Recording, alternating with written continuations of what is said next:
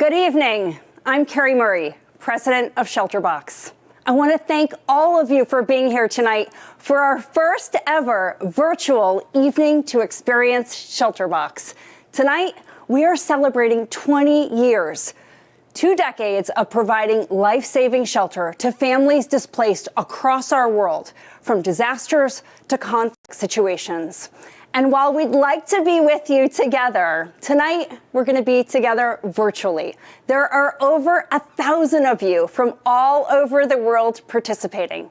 Tonight, we will take you to the front lines, and we're going to travel to the furthest corners of our world, where you're going to learn about the work of ShelterBox. You're going to meet the families that your support has enabled on the front lines of crisis situations. And you're going to learn how ShelterBox has adapted our work and scaled in the face of a global pandemic. We want tonight to be fun, and we want you to participate. So there is the opportunity for you to engage with us throughout the night. You can chat with us. On the left-hand side of the screen is a chat box. We want to hear from you. Tell us what you think, ask questions, how you're feeling. And also, if you're so inspired tonight, you can also get involved. And I see so many of you already have made some pledges and are supporting the work of ShelterBox. We are so grateful for your participation. You make this work possible. So to kick off tonight, it is my absolute pleasure to introduce to you a ShelterBox response team member and board chair, Catherine Fick.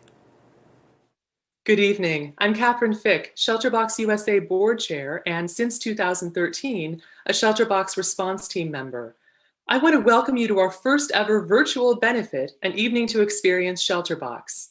Tonight, we're celebrating 20 years of sheltering families around the world and you, the supporters who have made this work possible. The stories from the field featured in tonight's program are a direct result of your selfless commitment and generosity. As a response team member, I've seen firsthand the impact our aid can have on the families we serve. We hope you take great pride in the difference you have made for so many families that you will likely never meet, but whose lives you have transformed. While we want to take a moment to pause and celebrate our achievements with you, we know our work is not done. There are more than 104 million people currently displaced globally who are in desperate need of shelter. Tonight, we ask you to help us as we work to change that. Thank you for showing up and for being here with us to celebrate and to learn this evening. Thank you, Catherine. Catherine touched on the reason why ShelterBox exists. We're working to tackle one of the biggest problems plaguing our planet today, which is this massive global displacement of people. Right now, there are 104 million people displaced in our world from conflict situations and natural disasters. That is more people than in any other time in recorded history. Right now, ShelterBox is on the front lines of disasters. We're deploying shelter aid all over the world, from Africa to Syria to right now, Super Typhoon Goni. It's the strongest storm recorded on record to make landfall in the world this year. It's devastating parts of the Philippines. We're also responding in Central America to Hurricane Eta. The importance of shelter has never been more clear than it is today. And I think every single person tonight on this webcast can understand the importance that your home, that a shelter plays in providing safety and protection during this global pandemic. But what if you're one of the tens of millions of people who are displaced in our world, who are in a collective center, in a transit center, in an evacuation center?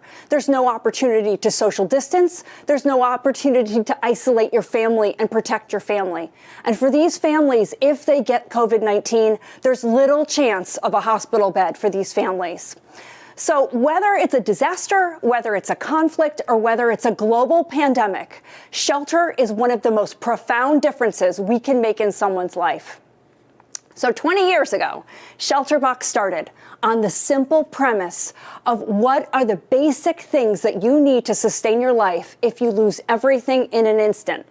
And so the first ShelterBox was born, and it has taken many iterations over the years. But what I'm sharing with you now is a standard ShelterBox, and the center of gravity in that box is a family emergency tent. It looks like a recreation tent. It is not. This is the place that a family will call home when they've lost their home in a disaster. They will live in this home for a period of months. Now, the other things that you think about when you've lost your home and been displaced are things like contamination of the water source. So we include a water purification unit and containers to store purified water. You've lost power in so many disasters. So basic waterproof solar lanterns for basic protection and light to help illuminate your way. Also, aid organizations are bringing in food, but what are you going to cook a hot meal in? What are you going to boil water and prepare a meal and restore a routine for a family with? A basic stainless steel cook set. Also, we include mosquito nets. You often see vector-borne diseases. We want to prevent malaria in these situations. Blankets, waterproof ground mats. In disasters, we so often see people digging out with their bare hands, so a basic toolkit to help with the repair process. Also, a children's activity set.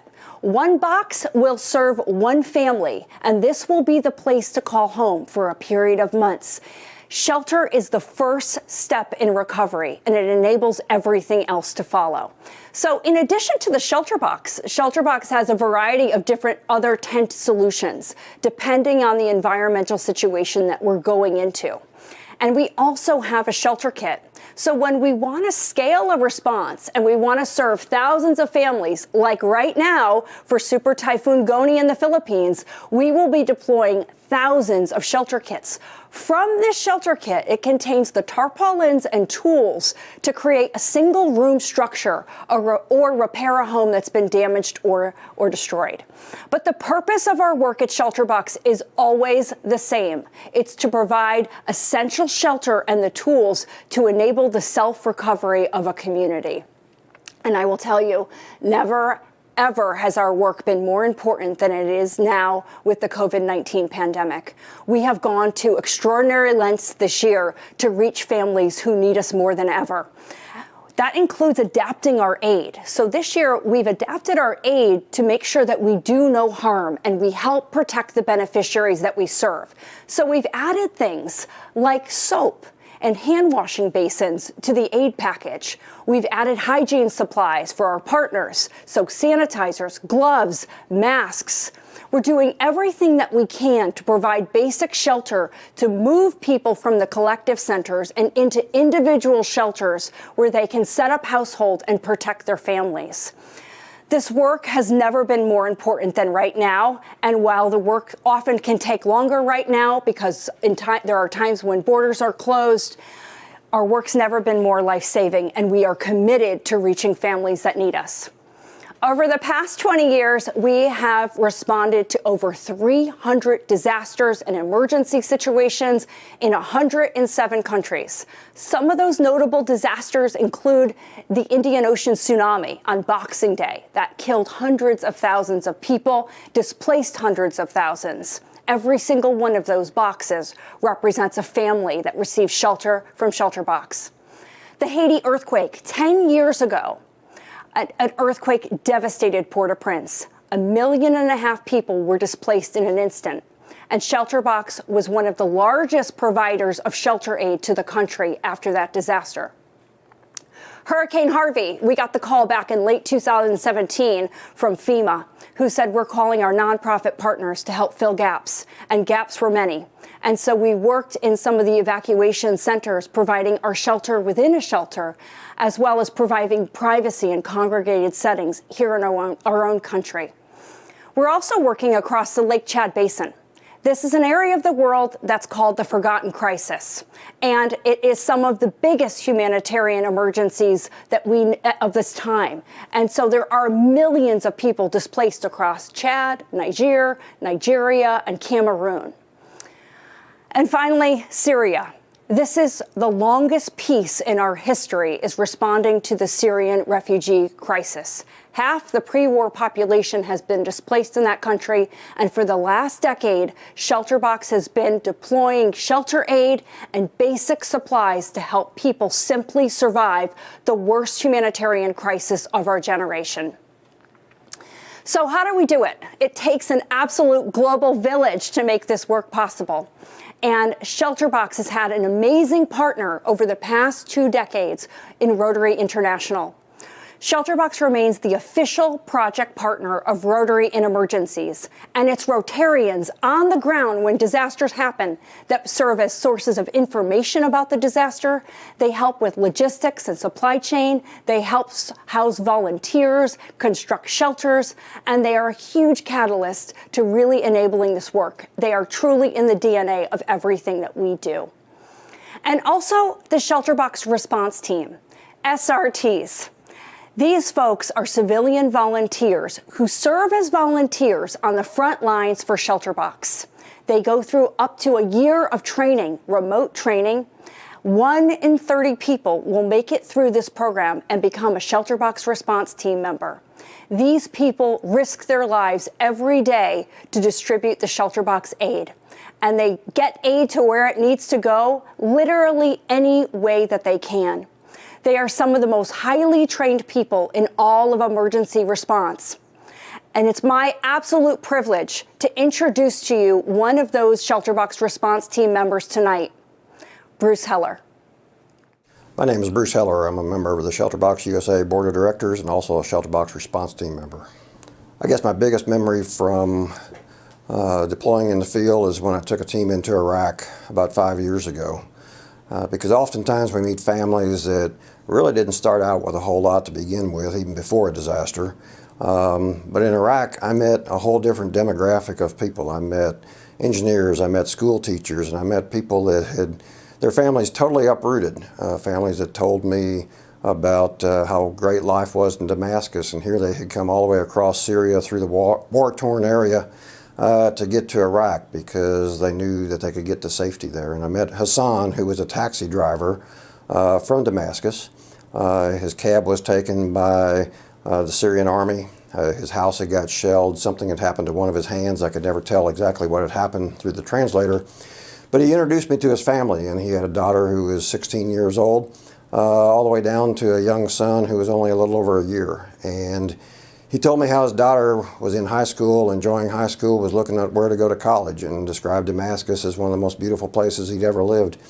And it just set, in my mind the thought that, these are people not too different from me. They lived in a suburb of a large city. I live in a suburb of a large city. And in a matter of months, their life went from one of the greatest things they ever thought was happening to now they were living in a tent in a desert in Iraq. And the thing that always surprised me, he was the hardest worker we had on our team. He showed up early, stayed late, but he was always happy. And I said, how can you be so happy? And he said, I'm happy because I know I'm someplace that there's nothing flying through the air that's going to hurt my family. And it just makes you aware of how blessed we all are to have what we have and realize how difficult it is for the families that we help.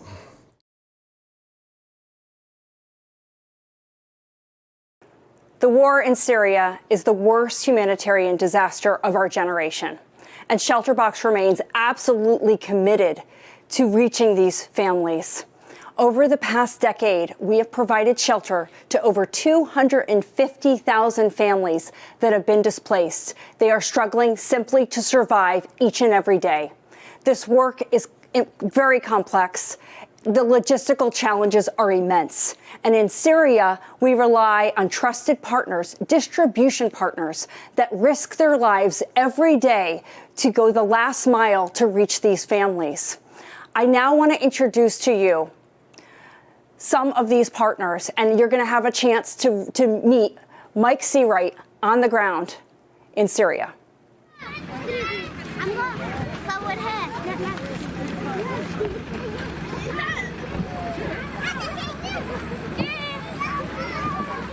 Hi, I'm Mike Seawright. I'm the Executive Director and Founder of Relief Aid. We've been working with ShelterBox since 2015, delivering life-saving shelter aid into Syria to 150,000 people. Families are forced to flee with absolutely nothing but the shirts on their backs, into camps in desperate conditions with little or no shelter. If war isn't bad enough, families are now faced with COVID, which is ripping through the camps unchecked. With no healthcare and no way to protect themselves from the virus, they truly are at risk. While the situation may be desperate, much can be done to help families who have no one else to turn to. Relief Aid and ShelterBox have been working together bringing hygiene supplies and shelter. This is giving them protection from the harsh winter conditions and saving them from the horrifying effects of COVID. Our team have been visiting the camps where families have been forced into after losing their homes to the war. There's one resounding message they've been telling us. Please help us survive the winter. Right now, families need our support more than ever. Relief Aid and ShelterBox are continuing our work in Syria to fight the virus and protect families. Please join us in making a difference for families who desperately need our help. Thank you.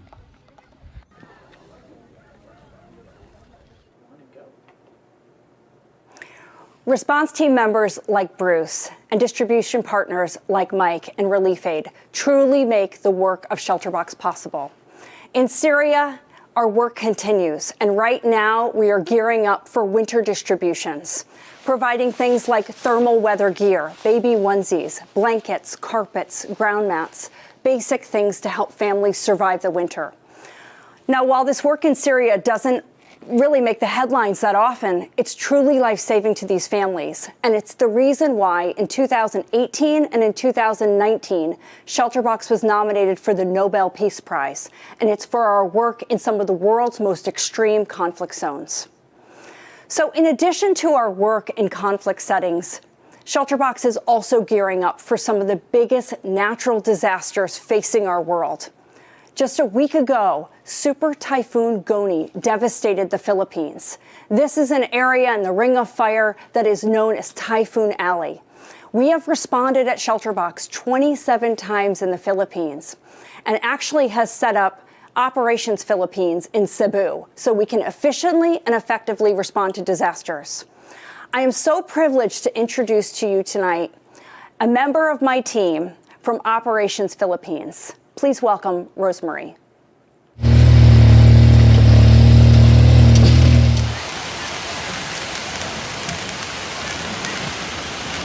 This year alone, we have responded to 3 major disasters. That includes the devastating eruption of Taal volcano, which saw almost 600,000 people affected, and the powerful Typhoon Vongfong, which brought torrential rains, washing away 3,000 homes and damaging a further 17,000. By having the ShelterBox warehouse fully stocked with aid, we have been able to respond quickly to these disasters. Families have used the aid not only to support their recovery, but also to help them protect from the spread of coronavirus. This has all been possible because of your support. We are now into typhoon season, and the next emergency could strike at any moment. Sitting as we do right now on the notorious Pacific Ring of Fire, the Philippines is one of the most disaster-affected countries in the world. Typhoons, volcanic eruptions, and earthquakes are the common natural hazards here. With all these threats, me and my team are constantly monitoring these weather disturbances. As we all know, 2020 has been a year of great difficulty for many. Any family without shelter will always be vulnerable. But now, with coronavirus, this means it is more than important than ever that people have a safe place to call a home.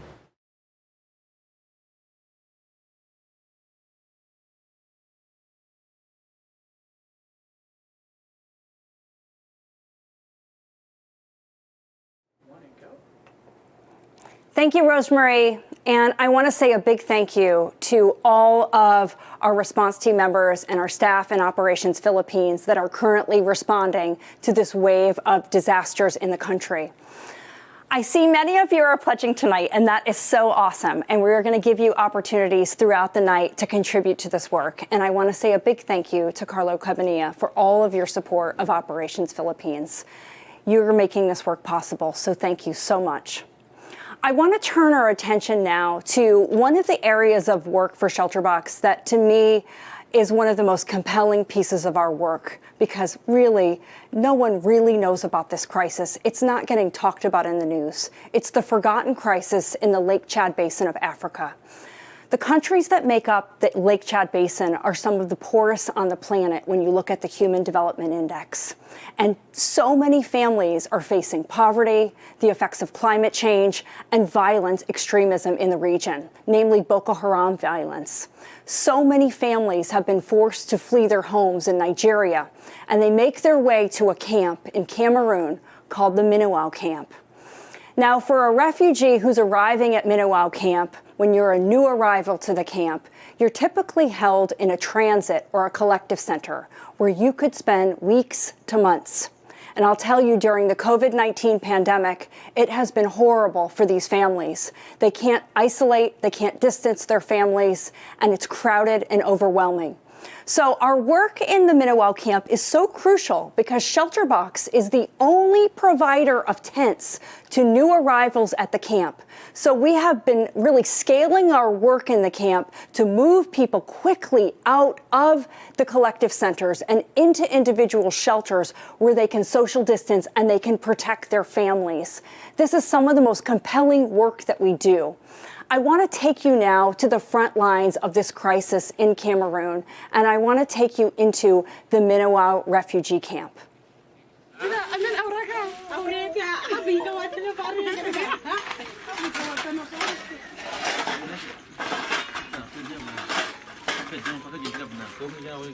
My name is Ayuba Ilya. I come from Borno State, Goza local government. I come to Minowao with my family, and now I have my wife and my son.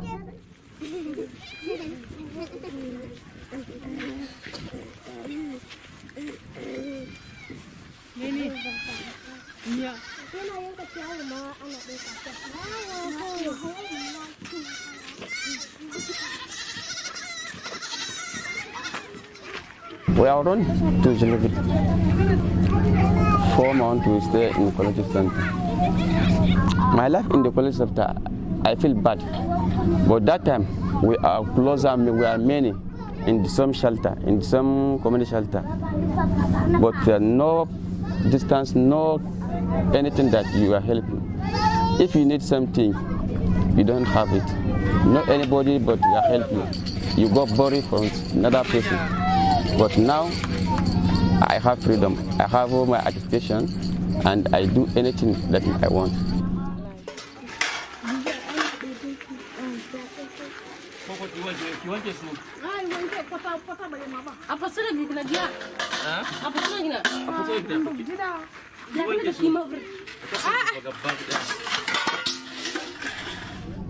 My life, I'm feeling better now, but I have freedom.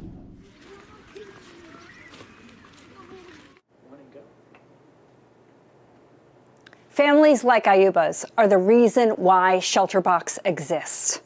And our work in Cameroon is critically important right now, and we're working to scale that work in 2021. I want to give a shout out to Rotary District 7210, who has instituted a global grant to help support this work. So if you check out the chat box, there's more information on how you can get involved.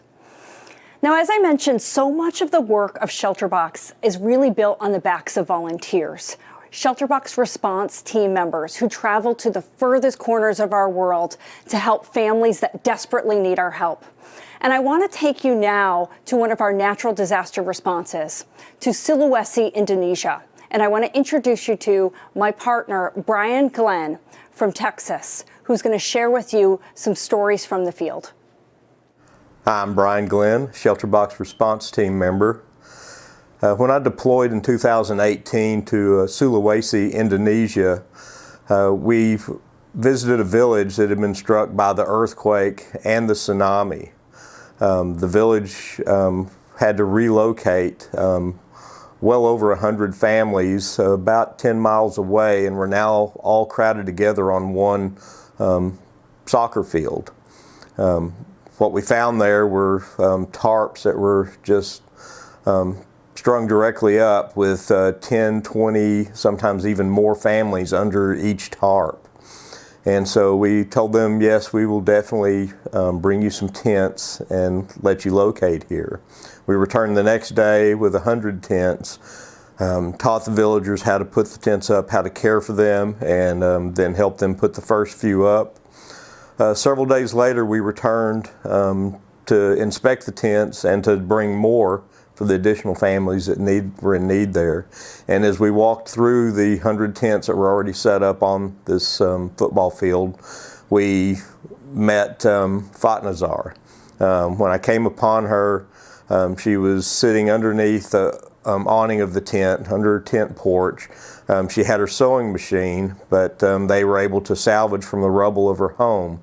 And she was sitting there sewing a beautiful dress, and this tent that she had just received was now not just her home, but it was her hope for a future. We had restored her ability to have her business and to help her neighbors by producing the clothes that she was well known for.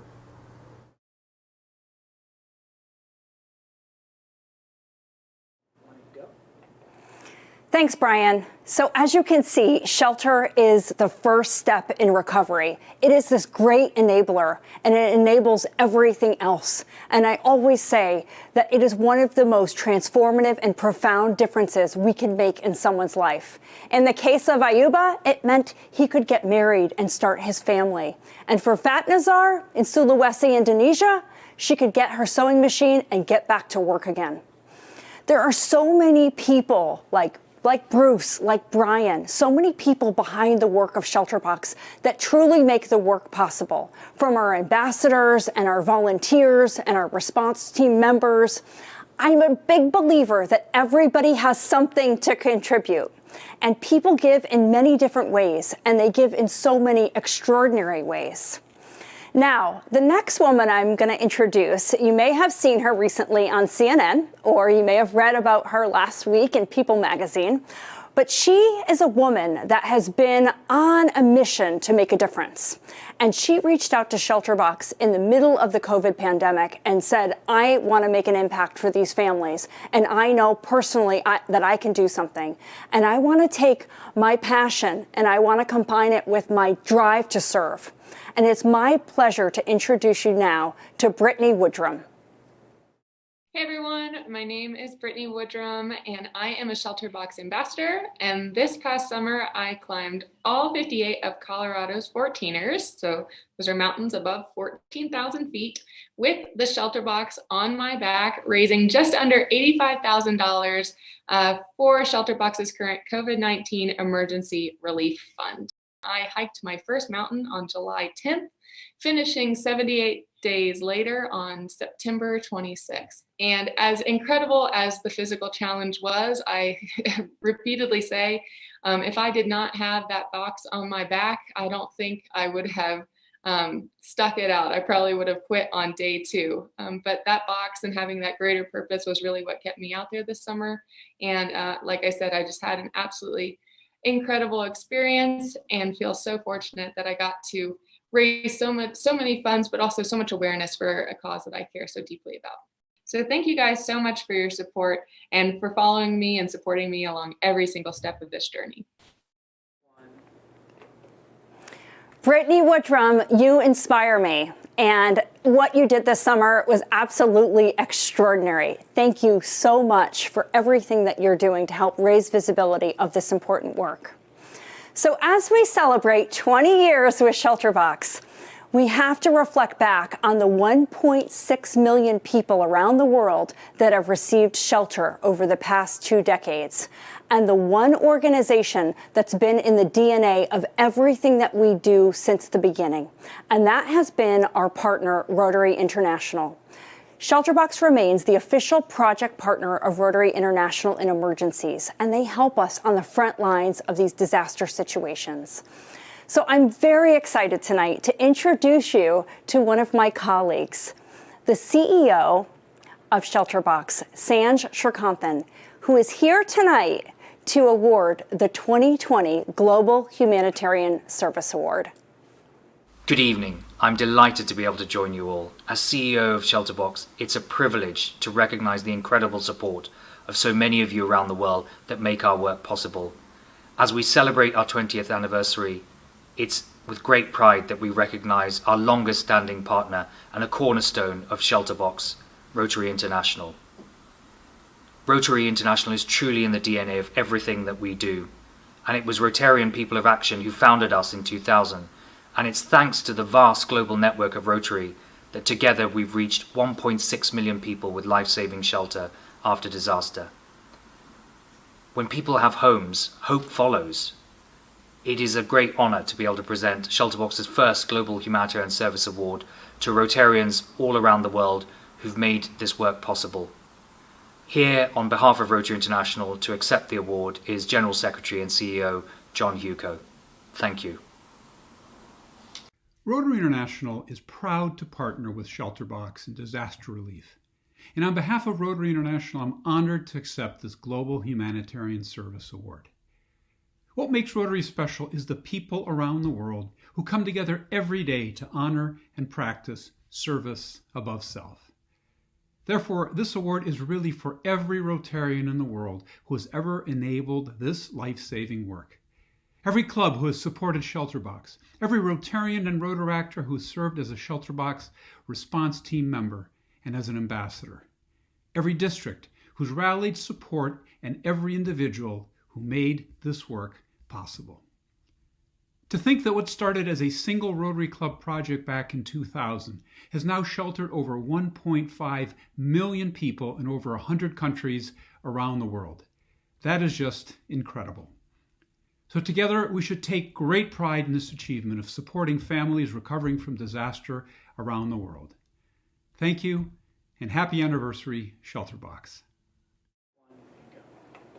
Thank you, John. It's an absolute privilege to be a Rotarian. I'm a member of the Montecito Rotary Club, and I know it takes a global village to make this work possible. So before I bring you to the next part of our night, which is some of the most compelling work that we've done in 2020 during COVID, I want to introduce you tonight to a presenting sponsor, Jen Farrington from the BD Corporation. Hi, I'm Jen Farrington, Vice President of the BD Foundation and Senior Director of Social Investing for BD, the presenting sponsor for tonight's and evening to experience ShelterBox benefit. I want to congratulate ShelterBox for reaching the incredible 20-year milestone of sheltering 1.6 million people around the world. BD has a rich history of working to solve some of the toughest humanitarian challenges facing our world. For 4 years, we've been proud to support ShelterBox in its mission to provide critically needed shelter to families that have lost their homes. Never has ShelterBox's work been more important than now, as public and private sector organizations join together to support vulnerable families who have been impacted by COVID-19. Happy 20th anniversary, ShelterBox. We look forward to many more years of changing the world together, one shelter and family at a time. Thank you, Jen Farrington. Once a year, we come together for an evening to experience ShelterBox. And while we're not physically together tonight, I'm so excited that we're virtual because we have more people than ever before. We had over 1,000 people from around the world register for tonight's event. That means we can make even more impact. It's this event each year that helps raise awareness and it helps expand our life-saving work. So we have a very big goal tonight, and it pales in comparison to the scale of the problems that we're trying to confront. But our goal for tonight is to raise more than $250,000. And I think that we can raise more than that because the scale of these issues is far too big and our work is far too important right now. So I want you to know that there are so many ways that you can make a difference. You can volunteer, you can serve as a response team member, as an ambassador, but you can also make a gift. And now this is the moment we've been waiting for you to be able to get involved and to engage. And every single dollar that we raise tonight is going to go to deployment essentials. That means the tents, the tarps, the cook sets, the blankets, the ground mats, the deployment costs so we can hit go and send our response team members to the field. And there are so many ways that you can give. For some of you, it may be sponsoring a village. Each time we go into a community, we try to serve a few thousand families at a time, 2,000 families. That could be over 6,000, 7,000 people. At a $250,000 level, you can do just that. But there are other ways to get involved. Leaving a legacy gift, a stock gift. There are many ways to give, but tonight we're going to ask you to dig deep and to give until it feels good. And so at the $100,000 level, you can help kickstart a deployment. You can help us hit go so that we can get to the field and we can start assessing the situation and meeting the needs of displaced families. Many of you are already giving, so I want to acknowledge that. And we have several donations that have already come in. At the $25,000 level, this is extraordinary. BD, our presenting sponsor, has made a $25,000 commitment. And also, Yardi Systems, based here in Goleta, California, has also made a pledge of $25,000. It's extraordinary. Thank you, thank you, thank you so much. That is extraordinary. I want to say thank you. There's a lot of donors out there that are giving. Tom Grant, thank you so much. Larry Pallant, thank you, Larry. Awesome. Sherry Soter, thank you. Troy Hoydell, Yale James, our Rotarian, thank you. Kieran Walsh, Jeffrey Calderat, thank you, Jeffrey. That's so awesome. Okay, so what other things can you do? $10,000, that's 10 shelter boxes. It's 100 shelter kits. That means 100 families can receive shelter. It also can help light a village. One of the 8 items we bring are these solar lanterns. These are critical for us to bring in to help light the way for families. Also, at the $5,000 level, you can help prevent disease. So you can help us bring in mosquito nets and help protect against vector-borne diseases. So important for us. Thank you, Carrie Lee and Martin Gore. That's awesome. You guys just made that donation. Thank you. That's incredible. Awesome. Awesome. Thank you. Also, $2,500. One of the things that we're doing right now in Turkey is we're preparing our winterized sets. This is where we get blankets, carpets, heaters, lights, cook sets. Basic supplies for people to really help survive the winter. Last year was brutal. And so it's basic things like thermal onesies for children. And these are so critical for us right now. $2,500. Help us provide hundreds of these and provide winter warmth to children that need our help. Now, at the $1,000 level, I'm going to take a quick pause because while we were setting up for tonight's event, we had a very, very, very special donor that stopped by and a special supporter of this work for many years. And John McGovern came to see us, and he said that he has been so inspired by the work of this organization during COVID that he is presenting a match gift tonight. And that match gift tonight is for $50,000. And it's for donations that come in tonight between $1 and $1,000, up to $1,000. Every one of those donations will be matched up to $50,000, which is incredible. It's incredible. It is going to help us get closer to tonight's goal. It's amazing. Thank you, John. And I know when he stopped by, he told us that here in our community, in this area, many people lost their lives and their homes after some devastating mudslides just a few years ago in January 2018.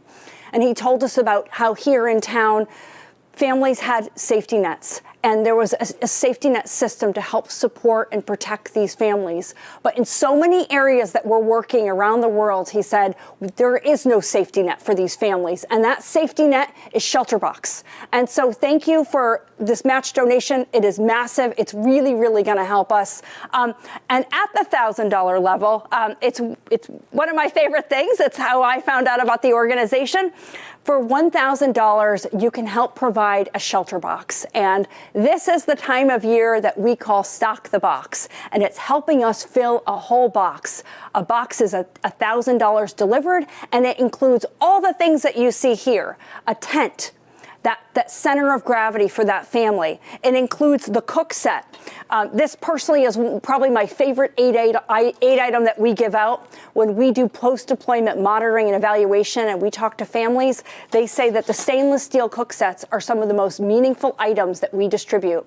And it's because cooking really helps restore a routine. It helps bring a sense of normalcy to these families, and it helps cut through the chaos to be able to connect over a hot meal. So a whole stainless steel cook set comes in the box. Mosquito nets, ground mats, blankets, the tool set that you see here that really helps with the repair process, all of these items. One box is $1,000 delivered. And if you make that pledge tonight, your donation is going to be matched. So please, if you can make that donation, that we just are so, so grateful. Okay, $500. What can we do for $500? Well, that tent, that we can deploy a tent, a new home that helps a family kickstart their recovery, a place to call home for $500. The kitchen set, this full kitchen set at $250. And for $100, you can provide a shelter kit. The shelter kit contains all of the tarpaulins and all of the tools and fixins to create a single room structure, put a roof on our home, repair a home that's been damaged. It also includes these tools. And what you'll see, and in the next video I'm going to show you at the end of the night, it's not just the tarps, it's also the tools that really enable people's recovery, enables them to do farming and basic tasks and these are critically important. For $100, you can provide a shelter kit. So I want to acknowledge some more people who are donating. Thank you so much, Marcus. Jesse Brizendine, Montecito Rotary, thank you so much. Bernadette Bagley, also Montecito Rotary, awesome. Gwen Howard, Gwen, thank you so, so, so much. Janet Lowe, Becky Salzman, thank you so much. Raisa Smorrell, City College, thank you so much. Carlo, thank you. Carlo Cabanillo and the Carbanillo family, thank you. Mark Vignette, Sarah O'Brien. Sarah, if you didn't see, Sarah was our amazing cellist. She's an award-winning cellist for Yanni. She kicked off our night, and she's actually going to close out our night. Thank you so much, Sarah. Also, Sherry, Tom Grant, Diana Bennett, Mark Persuma, thank you so, so, so much. This is so awesome. So you're going to be able to continue to donate throughout the show, but after the event, we continue to leave the app up, and also on the ShelterBoxUSA.org website, you can make a donation directly. Now, it is my absolute privilege to show you another video tonight, and this is one of the most extraordinary deployments of 2020. And you probably did not hear about it, but in April of 2020, when the whole world was shutting down because of the COVID-19 pandemic, there was a Category 5 cyclone, Cyclone Harold, which devastated the island nation in the South Pacific of Vanuatu. We got the call, and several of our partners said, can you step up and help? One of those partners was Latter-day Saints Charities, and they called us and said, we need to help families, and we want to help you help those families. We knew it was going to be logistically complex. We knew it was going to be tough, but that partnership enabled us to hit go and to reach these families. ShelterBox, with the support of Latter-day Saints Charities and an anonymous donor, were the only organizations outside of the South Pacific that were able to transport aid and implement a response in Vanuatu after Cyclone Harold. So it is my pleasure to introduce to you that work that we did in concert with our distribution partner on the ground, Care International. Pilo ko sa franis pa mi vla wet ol bingi bla mi ali cry ale mi karawan blanket we wet mi skusi ma ta mi saka mi kontaplol ke ta mi se we vla hait na mo lo blanket ya na mo stop.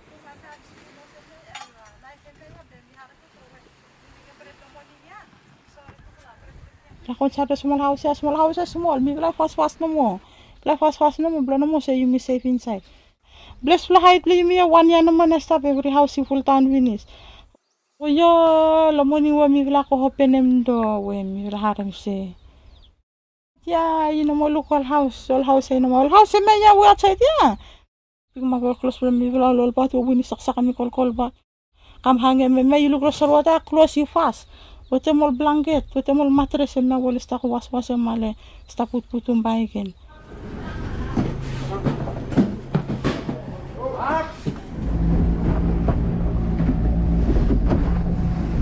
Mi vla haram kutu mi vla sta kami vla kami hel mi vla lol nits ple mi vla we mi vla sta kat lo cyclone mi vla hare se life easy lo mi vla from se mi vla sta me kem house ple mi vla ya be sim sel half na tangura blo harkin we I prek mol getanu mo ale mi kem se ol tabole ni kamya ale mi vla te sta brown mi lukol mat ple mi vla lai lukol ting ple mi vla we fly ki mi vla haram kut lem from se or something when mi vla needing we ble mi vla be lai ble mi vla easy ble mi vla sta yusum me kem se mi vla no fine mi hata ble mi vla la ko tale tangi tu maslol keta we tangi tu masle yu vla we vla sta ble se mi vla we mi vla sta lo hata ble mi vla kambe yu vla sta lo katem kut mi vla se ba mi tale mo se mi vla haram se mi vla.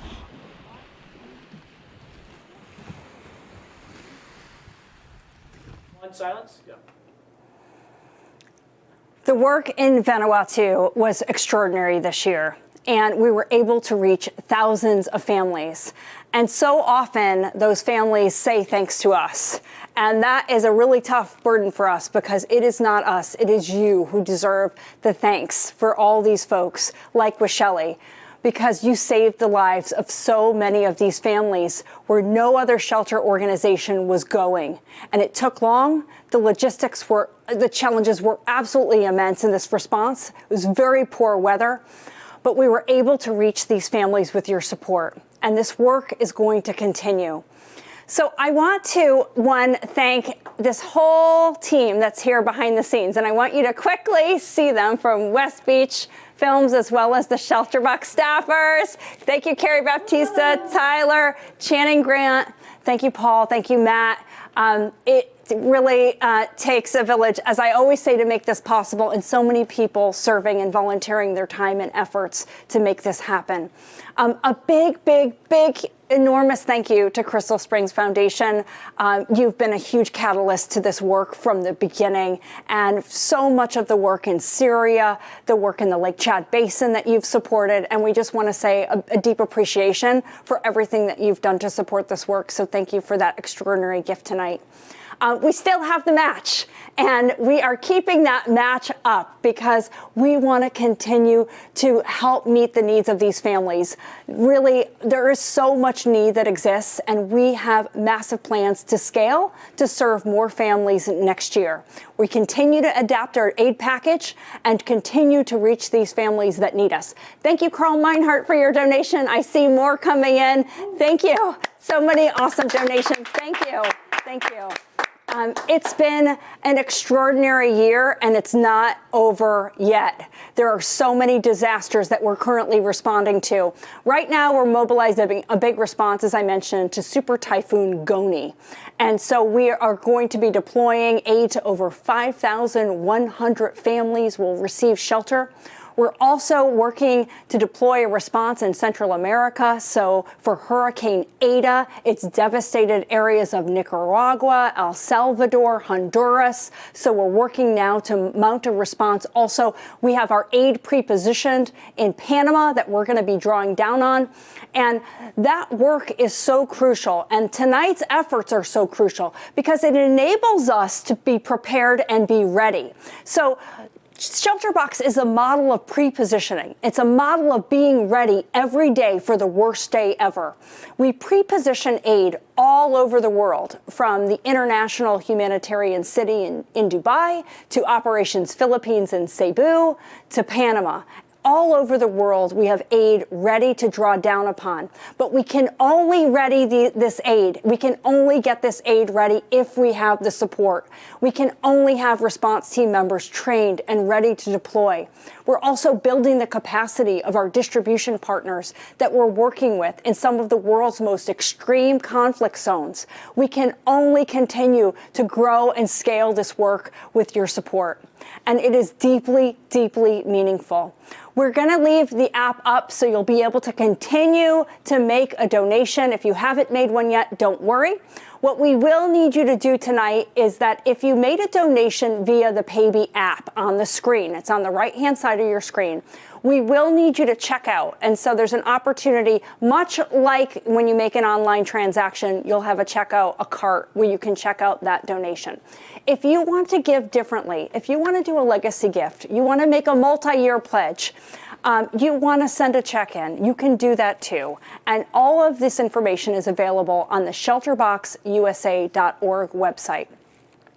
Again, I'm a believer that everyone has something to contribute, and whether it's your time, your talent, or your resources, thank you so much for getting behind this cause. We are attempting to tackle one of the biggest issues facing our entire world, and that number, that 104 million people displaced, is only anticipated to grow to over 200 million in the next 2 decades. The scale of the problem is massive, but we are committed to meeting this challenge, and we want to say a big thank you to everyone who participated tonight.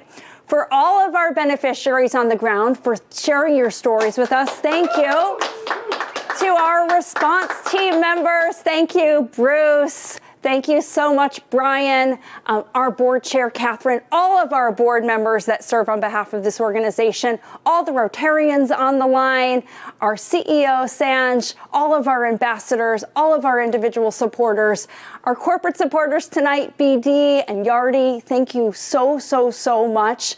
I love that we've come together. We typically do this event in person, but I actually like it to be online. I'm so happy that we've been able to reach people in the furthest corners of our world tonight that have showed up to participate. So thank you so much for being here. We are deeply grateful for your support. And we want to just continue to leave. We're going to leave the lines open. We're going to leave the app open to allow you to check out. And we're going to close out the night again with Sarah O'Brien. Oh, yes, we just hit our goal. Yay. That's so awesome. Thank you so much. Amazing. Amazing. Yes. Derek Locke, thank you so much. It's been an amazing night. Incredible, incredible, incredible. We've done what I didn't think any of us, when we first started, we thought we could do with an online event. Would people show up? Would they care? Could they connect with us? And you showed up in such an important way, and you showed up for these families, and we are so grateful. So thank you for everything that you do to support this organization. We love you and we appreciate you so much. So stay safe, and we'll keep you posted on the work, but thank you from the bottom of our hearts for supporting these families that need us. Thank you so much.